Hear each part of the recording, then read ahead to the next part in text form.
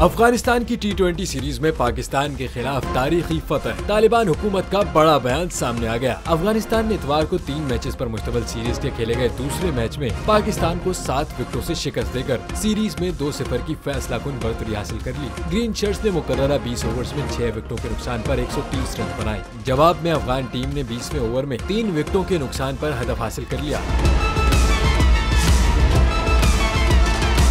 अफगानिस्तान ने पाकिस्तान के खिलाफ पहली मर्तबा इंटरनेशनल सीरीज में फतह हासिल की है। पाकिस्तान के खिलाफ T20 सीरीज में तारीखी फतह पर अक़वाम मुत्तहिदा में अफगानिस्तान के मुस्तकिल नुमाइंदे और तालिबान पत्र दफ्तर के सरबराह सुहेल शाहीन ने सोशल मीडिया पर जारी बयान में सुहेल शाहीन ने पाकिस्तान के खिलाफ T20 सीरीज में कामयाबी हासिल करने पर अफगान टीम और कौम को मुबारकबाद पेश की है। वाज़ेह रहे कि सीरीज का आखिरी मैच आज शारजाह स्टेडियम में खेला जाएगा।